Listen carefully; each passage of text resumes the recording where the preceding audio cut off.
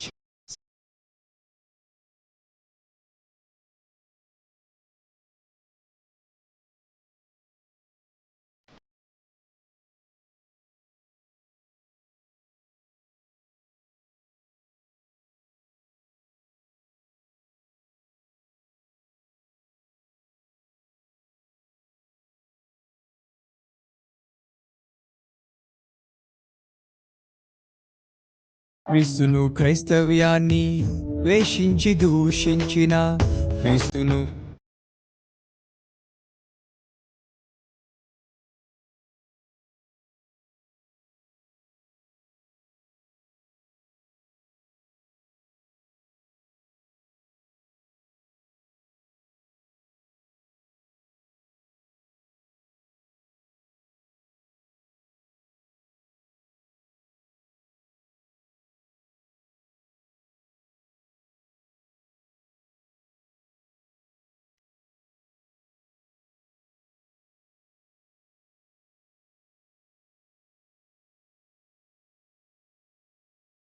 ఇర్మియా గ్రంథము 51వ అధ్యాయం 20వ వచనాన్ని చదువుకుందాం. నీవు నాకు గండ్రగొడ్డలు వంటి వాడవు, యుద్ధాయుధము వంటి వాడవు. దేవునికి స్తోత్రం. సర్వోన్నతుడైనటువంటి దేవుడు, జీవము గల దేవుడు, ఇశ్రాయేలులను ఎన్నుకున్న దేవుడు, ఇశ్రాయేలు పక్షముగా ఉన్నటువంటి దేవుడు మాట్లాడుతున్నటువంటి మాట ఏంటో తెలుసా? నీవు నాకు గండ్రగొడ్డలి వంటి వాడవు, యుద్ధాయుధము వంటి వాడవు. హల్లెలూయా. ఎవరు గండ్రగొడ్డలట? ఇశ్రాయేలు ప్రజలు దేవుని చేతిలో గొడ్డలి వంటి వారట, యుద్ధములో వాడేటువంటి ఆయుధము వంటి వారట. జాగ్రత్తగా వినండి. గొడ్డలి చిన్న పనులు చేయడానికి వాడతామా, పెద్ద పనులు చేయడానికి వాడతామా? ఇంట్లో టమాటాలు కోయడానికి గొడ్డలు వాడతామా? గొడ్డలి దేనికి వాడతాము? ఒక బలమైనటువంటి కార్యాలు, బలమైనటువంటి పనులు చేయడానికి గొడ్డల్ని మనం ఉపయోగిస్తాం. కానీ చిన్న చిన్న వాటిని ఉపయోగించడానికి, చిన్న చిన్న పనులు చేయడానికి చిన్న చిన్న సాకులను, చిన్న చిన్న కత్తిపీటలు లాంటివో వాడతాం. దేవుడు అంటున్నాడు, నీవు నా చేతిలో గొడ్డలి వంటి వాడవో, నీ ద్వారా నేను అద్భుతమైన కార్యాలు చేయాలనుకుంటున్నాను.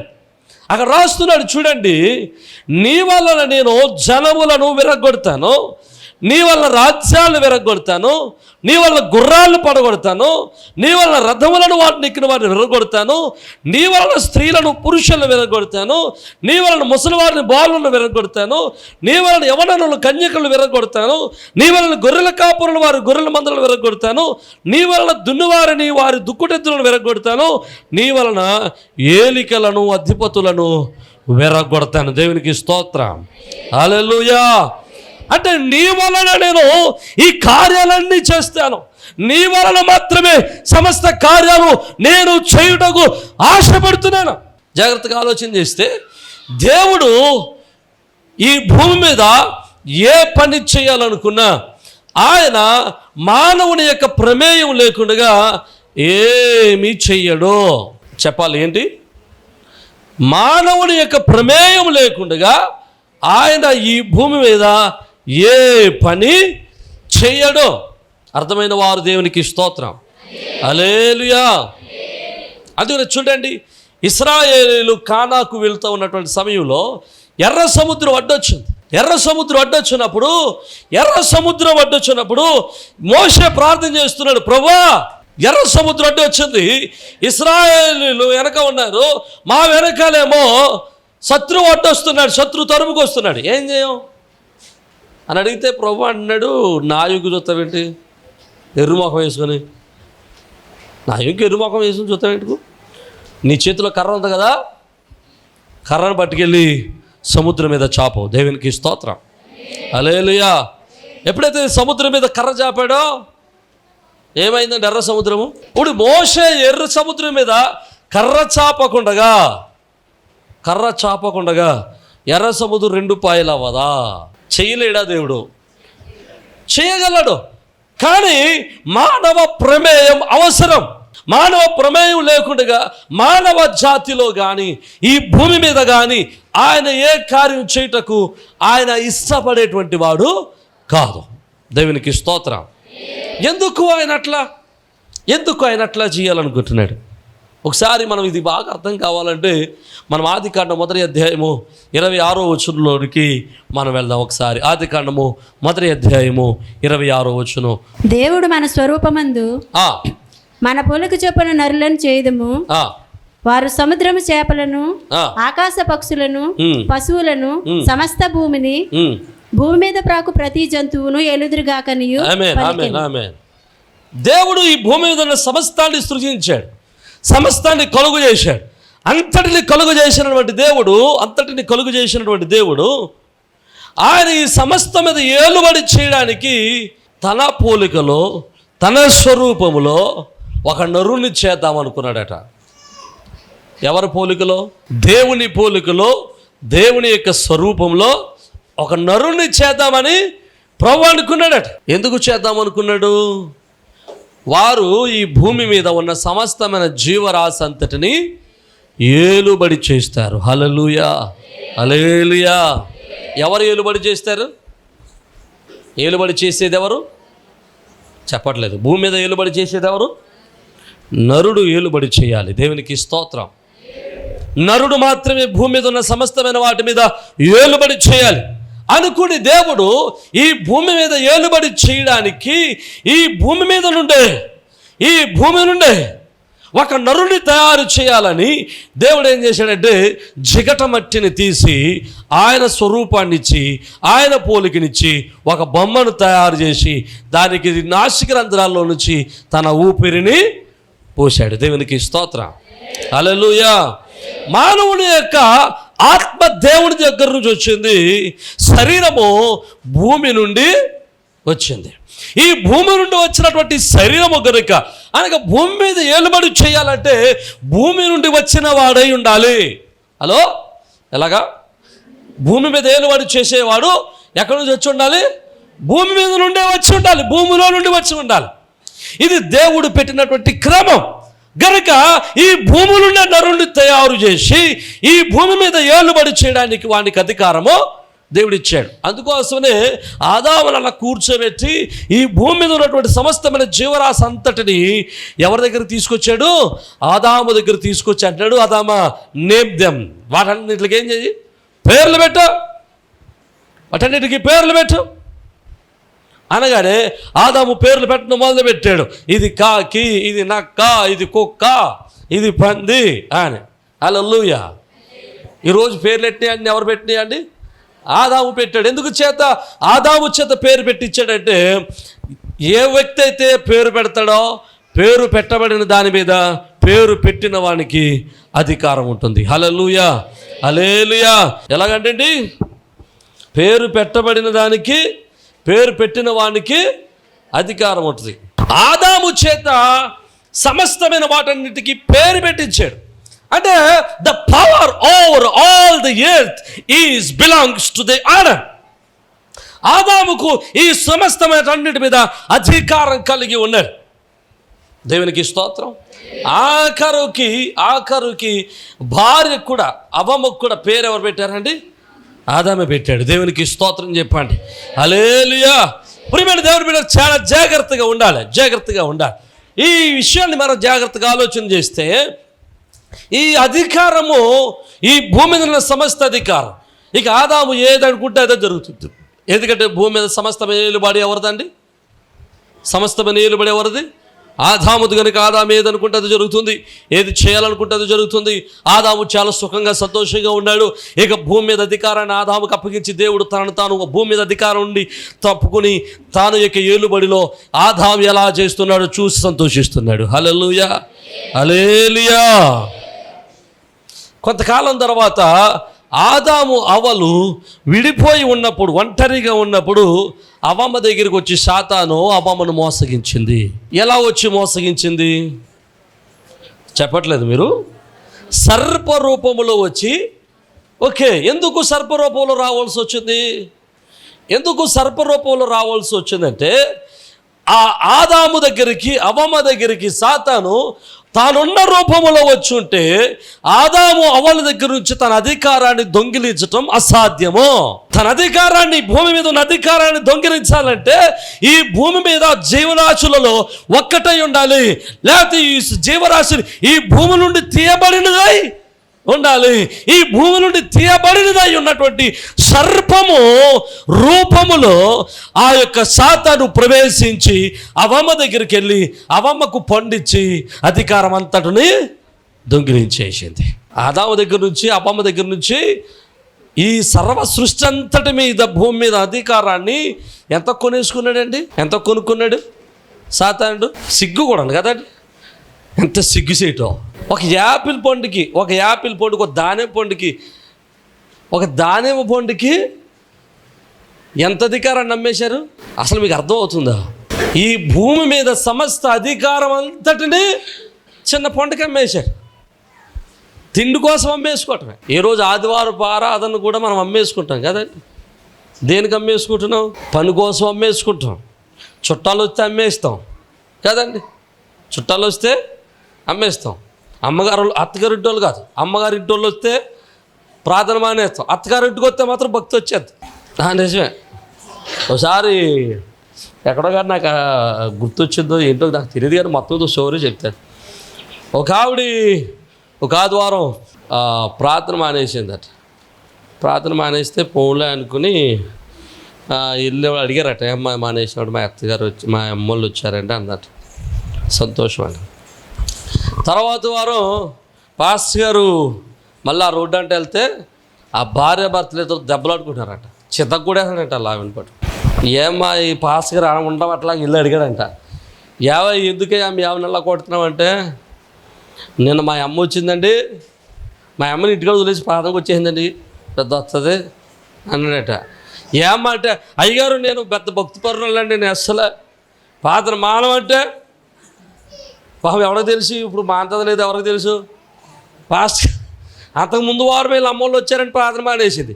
ఈరోజు మా అత్తగారు వచ్చారని భక్తి పొరుగు వచ్చేసింది. దేవునికి స్తోత్రం, హల్లెలూయా. కాదండి, అత్తగారు వత్తో భక్తి, అమ్మగారు వత్తో భక్తి కాదు. అందరూ వచ్చినా ఎవరు వచ్చినా ఒకే విధమైన భక్తిని కలిగి ఉండాలి. అర్థమైన వారు దేవునికి స్తోత్రం చెబుదాం. హల్లెలూయా. జాగ్రత్తగా వినాలి, జాగ్రత్తగా వినాలి. మనము దేవుని నమ్మేస్తూ ఉన్నాం. చిన్న చిన్న వాటి కోసం బలమైన ఆశీర్వాదాలు నమ్మేసుకుంటున్నాం. ఈరోజు చిన్న 100 రూపాయలు కూలి పని వస్తే చాలు ప్రార్థన ఆపేసి పనికి వెళ్ళిపోతూ ఉంటాం. ప్రార్థన ఉండదు, భక్తి ఉండదు, ఏముండదు ఇక. కానీ మనలో చాలామందికి చాలా మంచి భక్తి ఉంటుందండి. ఇలాగంటున్నాను, ఏమనుకోబాకండి, సమయం వచ్చిందిగా చెప్తున్నాను. మన క్యాలెండర్లో, కొంతమంది క్యాలెండర్లో నెలకు ఒక్క ఆదివారమే ఉంటుంది. కొన్ని క్యాలెండర్లో, మరి నా క్యాలెండర్లో అయితే వారానికి నెలకి 4 ఆదివారాలు ఉన్నాయి. మరి కొంతమంది క్యాలెండర్లకి ఒక్క ఆదివారమే ఉంటుంది. దేవునికి స్తోత్రం. కొంతమంది క్యాలెండర్లో అసలు సంవత్సరానికి కూడా ఒకటి కూడా ఉండదు. సంవత్సరానికి ఎక్కడో ఉంటుంది ఒకటి. అది కూడా ఏ ఆదివారం అంటే సంవత్సరానికి జనవరిలో మొదటి ఆదివారమే ఉంటుంది. ఇంక ఏ ఆదివారాలు ఉండవు అసలు ఇంక అందులో. దేవునికి స్తోత్రం. హల్లెలూయా. జాగ్రత్తగా ఆలోచన చేద్దాం. ఆదాము అవ్వలకి దేవుడిచ్చిన అధికారాన్ని, చిన్న పండు కోసం అధికారం అంతటిని ఎవరికి అప్పగించేశారు? సాతానుడికి అప్పగించేశారు. ఎప్పుడైతే సాతానుడికి అధికారం అప్పగింపబడిందో ఇప్పుడు ఆదాము అవ్వలు ఏమైపోయారండి? శక్తిహీనులైపోయారు, బలహీనులైపోయారు. They can do nothing. ఏమీ చేయలేని అసమర్థులైపోయారు. కారణం ఏంటి? అధికారం అంతా ఎవరి చేతిలోకి వెళ్ళిపోయింది? సాతాను చేతిలోనికి వెళ్ళిపోయింది. అందుకోసమే సర్వోన్నతులైన మరలా దేవుడు దిగి వచ్చి ఆదాము అవ్వలు దాక్కునుంటే వాళ్ళని పిలిచి, వారి తట్టినాడు వారు వలన భూమిని శపించి, పామును పిలిచి సర్పాన్ని శపించి ఆయన అంటున్నాడు కదా, ఇదిగో నీకును ఆమె సంతానానికి వైరము కలుగు చేసేదను. ఆ యొక్క ఆమె సంతానం వచ్చి నీ మడి మీద కొడతాడు, నీ యొక్క ఆ తలను తొక్కుతాడు, నీవు అతని మడిమను కాటేస్తావు. ఇలా చెప్పుకుంటూ వచ్చాడు. అప్పుడే ఆదాము అవ్వలు పాపం చేసిన నాడే దేవుడు ఈ లోకానికి మానవ రూపంలో రావాలని నిర్ణయించుకున్నాడు. హల్లెలూయా. ఎందుకు దేవుడు మానవ రూపంలో రావాలనుకున్నాడు? మానవ రూపంలో రాకుండా ఆయన సాతాను తలను చితగొట్టలేడా? సాతాను జయించలేడా అంటే జయించగలడు. బట్ దేవుడు పెట్టిన క్రమం ఏంటంటే భూమి నుండి వచ్చిన వాడై ఉండాలి. హల్లెలూయా. ఈ భూమి నుండి వచ్చిన మానవ రూపంలో ఆయన పుట్టి మరలా సాతాను తలను చితగొట్టి సాతాను మీద విజయ పతాకాన్ని ఎగిరివేసి సాతాను తలను నలుగొట్టి ఆయన మనకు విజయాన్ని అనుగ్రహించాడు. హల్లెలూయా. జాగ్రత్తగా ఆలోచన చేస్తే సాతానును తలను చితగొట్టడానికి యేసు వారి లోకానికి వచ్చి తన అధికారం అంతటిని తిరిగి లాక్కున్నాడు ఆయన. ఇప్పుడు సాతాను దగ్గర అధికారం ఉందా? లేదు. సాతాను దగ్గర అధికారం లేదు. జాగ్రత్తగా వినండి. ఇప్పుడు మరి మనం దేన్ని చూసి భయపడుతున్నాం? సాతాను చూసి చాలా భయం మనకి కదండి. అపవాదిని చూస్తే మనకు చాలా భయం. ఎందుకో తెలుసా? మనం దాని గురించి తెలియదు కనుక. జాగ్రత్తగా ఒక విషయాన్ని చెప్తాను, జాగ్రత్తగా వినండి. ఒక మాట చెప్పి నేను ముగిస్తాను. మన ఊర్లలో చాలామంది పాములు చంపుతూ ఉంటారు కదా. ఈ పాములు చంపినప్పుడు పాము అక్కడ ఉందరా బాబు రండి చంపుదామంటే ఒక్కడ రాడు. కానీ చంపేసిన పాము చూస్తాక మాత్రం పాము చంపుదాం రండి అంటే ఒక్కడ రాడు. కానీ చంపేసిన పాము చూడటాకైతే తండోపతండులుగా పట్టిల్లిపోయి ఉండు చూస్తాను ఉండు అని మరీ పరిగెత్తుకొని వెళ్ళి చూస్తాం. ఇప్పుడు పాము చంపినప్పుడు మనుషుడు ఏం చేస్తాడంటే తలను కొడతాడు, తల మీద కొట్టేస్తాడు, తలను చంపేస్తాడు. అయితే పామును చంపిన తర్వాత కూడా పాము దగ్గరికి వెళ్ళిన పిల్లలు భయపడతారు. ఎందుకని? ఆ పాము ఇంకా కదులుతూనే ఉంటుంది. చంపిన తర్వాత చితగొట్టేసిన తర్వాత తల కొట్టేసిన తర్వాత కూడా అది ఇంకా తల కాదు, పాము తన తోకను టక ఆడిస్తూ ఉంటుంది, ఆ నడుము ఆడిస్తూ ఉంటుంది. అంటే కొంత సమయం వరకు అది బతికే ఉంటుంది. అట్లా పిల్లలు చూసి అమ్మో పాము కదులుతుంది అంటూ ఉంటారు. మనమేమంటాం? ఏం చేయదా చచ్చిపోయింది భయపడకో అంటాం. ఈరోజు మనం కూడా సాతాన్ని ఇలాగే చూసి భయపడుతున్నాం. ఎందుకో తెలుసా? యేసుక్రీస్తు ప్రభుల వారు కలువరి శిలువలో రక్తం గార్చి ఆయన సమాధి చేయబడి మరణాన్ని గెలిచి తిరిగి లేచడం ద్వారా మరణపు ముళ్ళును విడిచి మరణం మీద విజయ పతాకాన్ని ఎగిరివేసి సాతాను చతగొట్టేశాడు. ఇక సాతాను దగ్గర జీవము లేదు, సాతాను దగ్గర బలం లేదు, సాతాను దగ్గర శక్తి లేదు. వాడు తోకాడిస్తున్నాడంటే మనం భయపడాల్సిన అవసరమో లేదు. నమ్మిన వారు దేవునికి స్తోత్రం చెప్పండి. హల్లెలూయా. వాడి దగ్గరికి ఆదాము అప్పగించిన సమస్త అధికారం అంతటిని యేసుక్రీస్తు ప్రభువుల వారు కలువరి శిలువలో రక్తం కార్చి తిరిగి మరలా సంపాదించుకొచ్చేసాడు. హల్లెలూయా, హల్లెలూయా. తన అధికారాన్ని తీసుకున్నటువంటి క్రీస్తు ప్రభుల వారు ఇప్పుడు మరలా తన అధికారాన్ని ఎవరికి ఇస్తున్నారంటే, క్రీస్తు రక్తంలో కడగబడిన ప్రతి విశ్వాసికి దేవుడు తన అధికారాన్ని అప్పగిస్తూ ఉన్నాడు. నమ్మిన వారు దేవునికి స్తోత్రం. హల్లెలూయా. అందుకని అంటున్నాడు, నీ ప్రమేయం లేకుండా నేనేం చేయను. నువ్వేది చేయమంటే అదే, నువ్వు నిలబడితే నువ్వు ఏది చేయమంటే అది, నువ్వేది కావాలనుకుంటే అది, నువ్వేది చూడాలనుకుంటే అది, నువ్వేది సాధించాలనుకుంటే అది నేను జరిగిస్తానంటున్నాడు. హల్లెలూయా, హల్లెలూయా. అందుకని అన్నాడు, నీవు నా చేతిలో గండ్రగొట్టల వంటి వాడవు, నా చేతిలో యుద్ధాయుధం వంటి వాడువు, నీ వలన నేను రాజ్యములను కోల్చబోతున్నాను. నమ్ముతున్న వారు దేవునికి స్తోత్రం చెప్పాలా. హల్లెలూయా. మనం దేవుని చేతిలో గండ్రగొడ్లుగా ఉంటే, దేవుని చేతిలో ఆయుధంగా ఉండగలిగితే దేవుడు మన వలన రాజ్యములను పడగొట్టగలడు. మనము దేవుడి చేతిలో గండ్రగొడ్డల వలె ఆయుధం వలె ఉంటే దేవుడు మన వలన ఘనమైన కార్యాలు జయించగలడు, మనలను జయశీలను నిలబెట్టగలడు, మన బలవంతులు చేయగలడు, మన ఎదుట దేవుడు దుర్గములను పడగొట్టగలడు. దగ్గరగా చాపలు కొడుతూ దేవుని నామాన్ని మహిమపరుద్దాం. హల్లెలూయా. అంటున్నాడు, నువ్వు నా చేతిలో గొడ్డలుగా ఉండాలయ్యా. ఈరోజు నీకు ఇష్టం ఉన్నా ఇష్టం లేకపోయినా, నీకు నచ్చినా నచ్చకపోయినా, నువ్వు అనుకున్నా అనుకోకపోయినా, నువ్వు యుద్ధ రంగంలోనే ఉన్నావు. హలో, ఎలాగా? ఎక్కడున్నావు? ఎక్కడున్నావు? యుద్ధ రంగంలోనే ఉన్నావు. నీకు నచ్చినా నచ్చకపోయినా సరే, నీకు ఇష్టం ఉన్నా ఇష్టం లేకపోయినా, నువ్వు ఎక్కడున్నావు? యుద్ధ రంగంలోనే ఉన్నావు. యుద్ధం చేయాల్సిందే. నువ్వు యుద్ధం చేయకుండా ఉండలేవు, యుద్ధం చేయాల్సిందే. ఎవరితో యుద్ధం చేయాలి మనం? ఎఫెసీయులకు రాసిన పత్రిక 6వ అధ్యాయం 12వ వచనాన్ని చదువుదాం ఒకసారి. ఏలయనగా మనము పోరాడున్నది శరీరులతో కాదు కానీ ప్రధానులతోనూ అధికారులతోనూ ప్రస్తుత అంధకార సంబంధులకు లోకనాథులతోనూ, ప్రస్తుత అంధకార సంబంధులైన లోకనాథులతోనూ, ఆకాశ మండలమందున దురాత్మల సమూహంతోనూ పోరాడుచున్నాము. దేవునికి స్తోత్రం. మనం ఎవరితో పోరాడుతున్నాము? దురాత్మ అంధకార శక్తులతో మనం పోరాడుతున్నాం. హల్లెలూయా. ఎవరితో పోరాడుతున్నామండి? దురాత్మల అంధకార సంబంధమైన శక్తులతో పోరాడుచున్నాము. నీకు ఇష్టమున్నా లేకపోయినా సరే పోరాడాల్సిందే. ఎందుకు పోరాడాలో చెప్తాను చూడండి, జాగ్రత్తగా చెప్తాను. ఏ రాజ్యము కూడా తన సొంత వాడితో యుద్ధము చెయ్యదు. ఎవరైనా సొంత వాళ్ళతో యుద్ధం చేస్తారా? చేయరు. ఎవరితో చేస్తారు? బయటతో చేస్తారు కదా, పక్కవాడితో చేస్తారు. సొంత వాడితో ఎప్పుడు యుద్ధం చేయరు. సాతాను కూడా ఎప్పుడు కూడా వాడితో యుద్ధం చేయదు. వాడి ఇంటి వాడితో యుద్ధం చేయడు. వాడి ఇంటి వాడి మీద పోరాటం చేయడు. ఎవడి మీద పోరాటం చేస్తాడు? బయట వాడితో పోరాటం చేస్తాడు. క్రీస్తు సంబంధితో పోరాటం చేస్తాడు.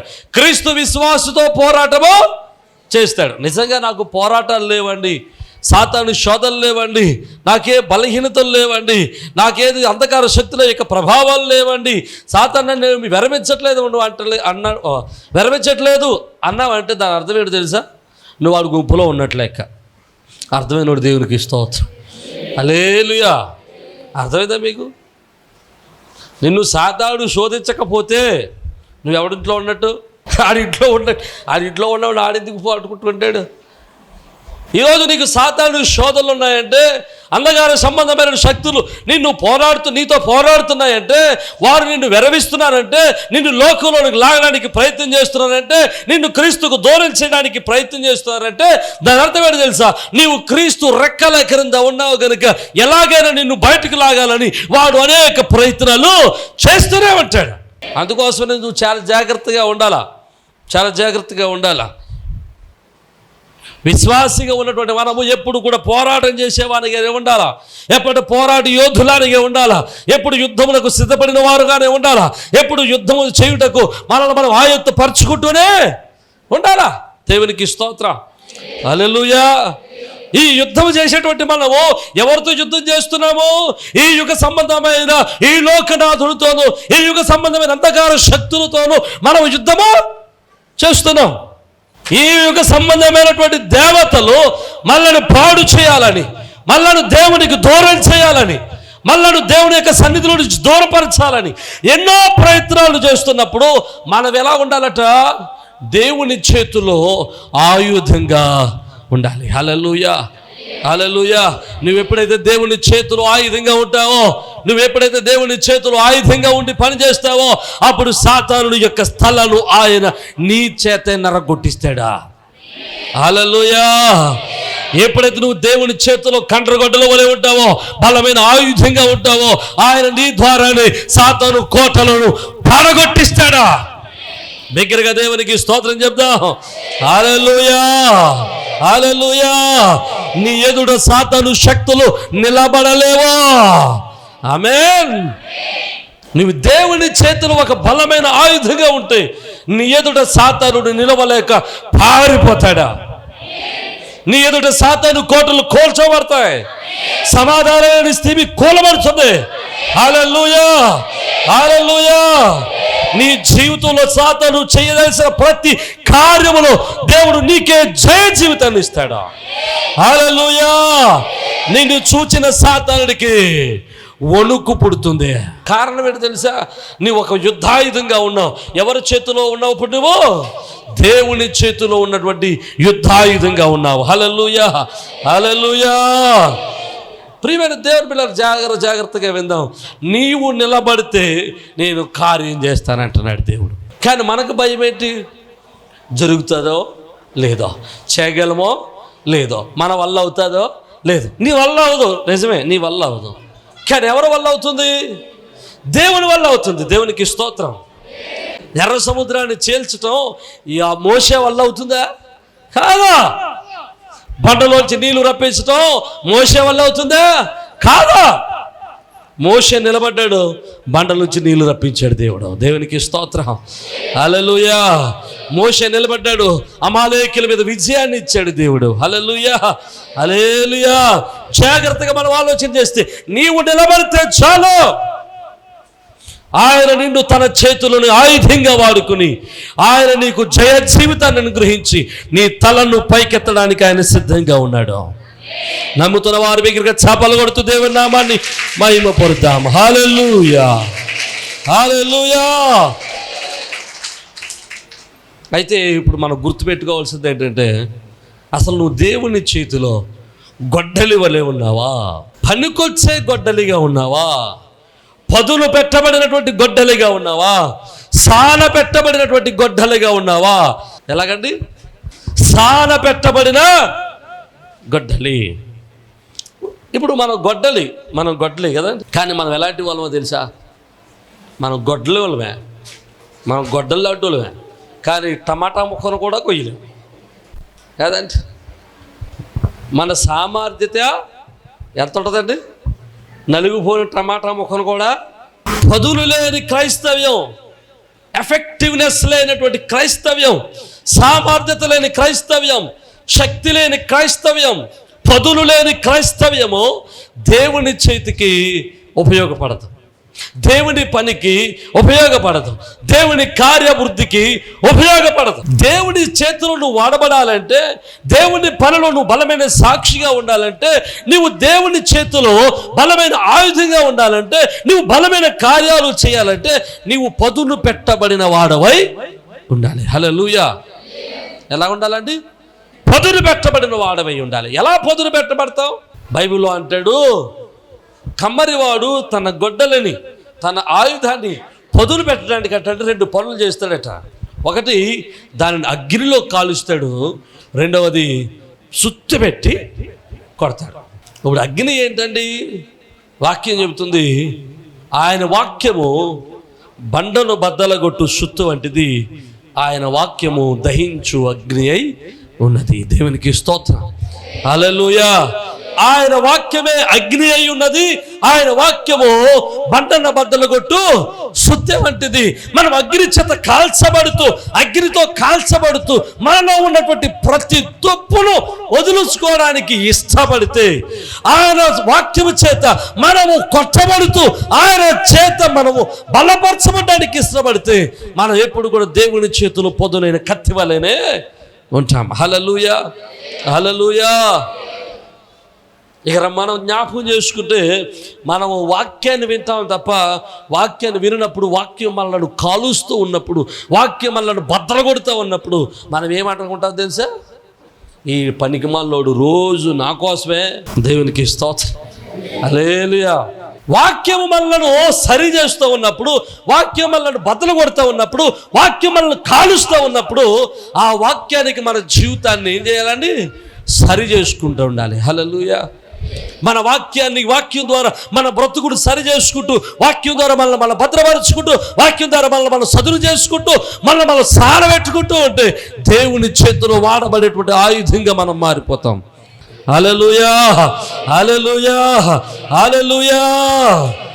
మనం దేవుని చేతిలో ఉన్నటువంటి ఆయుధంగా ఉన్నామని గుర్తుపెట్టుకుని మనం పని చేస్తూ దేవుని కొరకు ప్రయాసపడగలిగితే, వాక్యం చేత ఉదక స్నానం చేయబడితే, వాక్యం చేత కాల్చబడితే, వాక్యం చేత కొట్టబడితే, వాక్యం చేత నెలకొట్టబడితే, ఖచ్చితంగా ఒకరోజు మనము దేవుని చేతుల బలమైన దుర్గములను పడగొట్టు ఆయుధాలుగా నిలబడతాం. భారతదేశంలో మనము దుర్గాలను పడగొట్టు ఆయుధాలుగా మనము తయారగుదుముగాక. హల్లెలూయా. ఎందుకంటే తెలుసా, భారతదేశంలో దుష్ట శక్తుల ప్రభావం పెరిగిపోతా ఉంది. చాలా మంది దుష్ట శక్తులు అంటే చాలా మంది ఏమంటారు తెలుసా? ఇంతకుముందు ఎక్కడికైనా వీడియో చూశాను. దుష్ట శక్తులు అంటే మీ దేవుడే మంచోడా, మా దేవుడు దెయ్యాలా అంటున్నారు చాలామంది. మీ దేవుళ్ళ గురించి మాట్లాడతలేదు నేను. మీరు దేవుళ్ళుగా నమ్మే వారి గురించి నేను మాట్లాడతలేదు.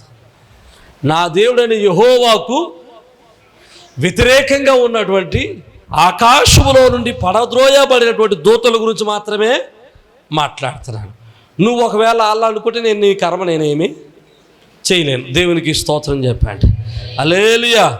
ఆ విషయంలో మాకు మంచి క్లారిటీ ఉంది.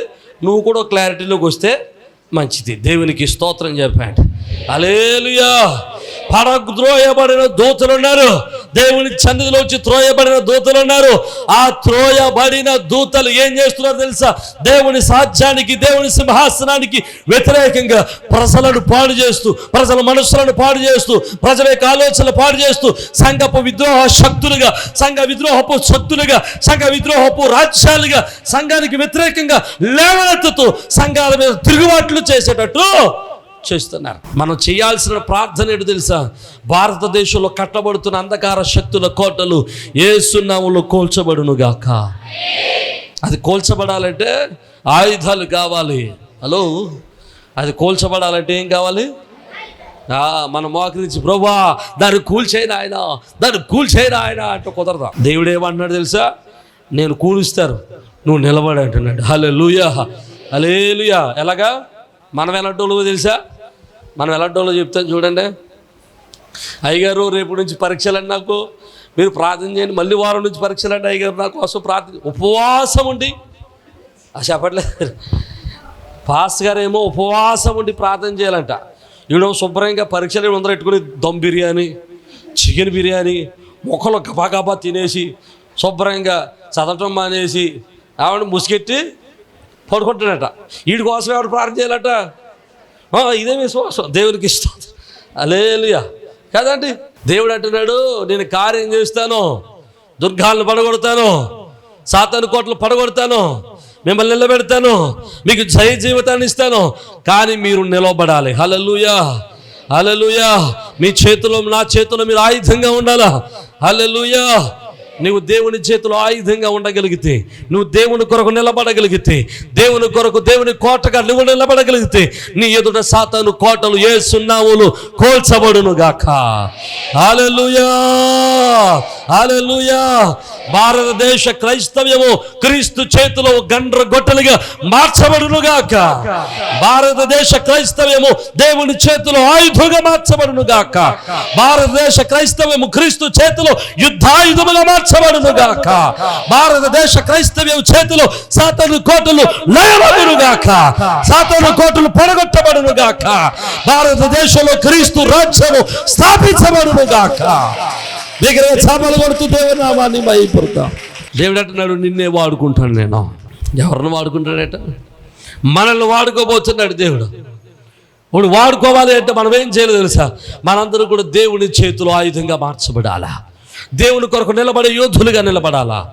దేవుని కొరకు పని చేసేటువంటి ఆయుధాలుగా మనం మలుచుకోవాలా. అలా చేయాలంటే మనం ఏం చేయాలి? ఒకటి, ప్రార్థన చేయాలి. హల్లెలూయా. ఏం చేయాలండి? ప్రార్థన చేయాలి. హల్లెలూయా. ప్రార్థన చేయాలి. ఒక బలమైన ప్రాకారంగా ప్రార్థనా ప్రాకారాన్ని మనం కట్టాలి. హల్లెలూయా. ఆ ప్రార్థన ప్రభావవంతమైన ప్రార్థన అయి ఉండాలి. హల్లెలూయా. అందుకోసమనే భారతదేశంలో ఇండియా ప్రేయర్ లీగ్ అనేటువంటి ప్రార్థన సహవాసాన్ని ఏర్పాటు చేశాం. ఈ ప్రార్థన సహవాసం ద్వారా చేస్తున్న పని ఏంటో తెలుసా? అనేక మంది సంఘాలు, అనేక దైవజనులు గంటకొకరు చెప్పిన, రోజుకొక సంఘం చెప్పిన, 24 గంటలు 31 రోజులు 365 రోజులు ప్రార్థనా ప్రాకారాన్ని కట్టుకుంటూ పోతున్నాం. హల్లెలూయా. మనం కొడుతున్న ఈ ప్రార్థనా ప్రాకారం ఎదుట సాతాను కోటలు పగిలిపోవును గాక. దగ్గరగా చప్పలు కొడుతూ దేవుని నామాన్ని మహిమపడతాం. హల్లెలూయా. హల్లెలూయా. దేవుడు నిన్ను నన్ను చేతిలో బలమైన ఆయుధంగా వాడాలనుకుంటున్నాడు. నువ్వు నిలబడితే చాలు. నువ్వు దేని చూసి భయపడద్దు. చెప్పట్లేదు. దేని చూసి భయపడద్దు? అపవాదిని చూసి భయపడద్దు.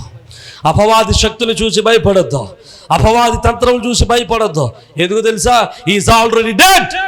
వాడు ఆల్రెడీ చచ్చినాడు. వాడు తోక మాత్రమే ఊపుతున్నాడు. హల్లెలూయా. తోక చూసి సంటి పిల్లలకు భయపడొద్దు. వాడు నిన్ను ఏమీ చెయ్యలేడు. చేయగలిగినది ఏమైనా ఉందంటే నువ్వే చేయగలవు. హల్లెలూయా. హల్లెలూయా. ఈరోజు నీ జీవితాన్ని పాడు చేస్తున్న సాతాను శక్తులు, నీ కుటుంబాన్ని పాడు చేస్తున్న సాతాను శక్తులు, నీ కుటుంబ జీవితాన్ని పాడు చేస్తున్న అంధకార శక్తులు, నీ బిడ్డల జీవితాన్ని పాడు చేస్తున్న అంధకార శక్తులు యేసు నామములో నీ ఎదుట కూలిపోవును గాక.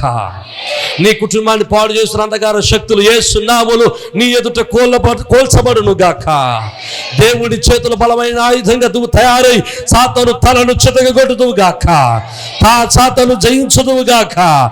జయ జీవితం అనుభవించుదువు గాక. నీ కన్నీరు తొలవబడును గాక. నువ్వు జయ జీవితం అనుభవించుదువు గాక. క్రీస్తు కోటలు కట్టు బలమైన ఆయుధాలుగా మార్చబడుదురు గాక. సాతాను శక్తులు కోలగొట్టు బలమైన దేవుని చేతిలో యుద్ధాయుధాలుగా మార్చబడుదురు గాక. దగ్గరగా చాపలు కొడుతూ దేవుని నామాన్ని మహిమపరుద్దాం. ఈరోజు దేవుని చేతులు బలమైన కోటగా బలమైన ఆయుధంగా ఉండాలని నువ్వు ఆశపడితే తలలో వంచండి, చిన్న ప్రార్థన చేద్దాం. పరిశుద్ధుడు కృప కలిగిన తండ్రి, ప్రభాయు తండ్రి, మా జీవితాల్లో సాతాను యొక్క శోధనలు, సాతాను యొక్క అపవాది యొక్క ఆలోచనలు మమ్మల్ని వెరవిస్తూ ఉన్నాయి, మమ్మల్ని పాడు చేస్తూ ఉన్నాయి. మా బిడ్డల జీవితాలను పాడు చేస్తున్నాడు. మా బిడ్డల ఆలోచనలు పాడు చేస్తున్నాడయ్యా. కుటుంబ జీవితాన్ని పాడు చేస్తున్నాడయ్యా. అయ్యా అయ్యో తండ్రి, నీ చేతులు బలమైన ఆయుధాలుగా ఉండాలనుకుంటున్నావు. మేము నిలబడితే చాలు నువ్వు కార్యాన్ని చేస్తానంటున్నావు. మేము నిలబడడానికి ఇష్టపడుతున్నాం. నీ కొరకు మేము నిలబడడానికి ఇష్టపడుతున్నాం. నీ కొరకు రోషం కలిగిన వారిగా నిలబడడానికి ఇష్టపడుతున్నాం. నీ కొరకు రోషం కలిగిన వారిగా నిలబడడానికి ఇష్టపడుతున్నాం. మీరే మహిమ పొంది మమ్మల్ని స్థిరపరచమని, సాతాను పడగొట్టు గొప్ప ఆయుధాలుగా మమ్మల్ని తయారు చేయమని మీ చేతులకు అప్పగిస్తూ యేసు పరిశుద్ధ నామమున స్తుతించున్నాం మా పరమ తండ్రి. ఆమేన్. ఆమేన్.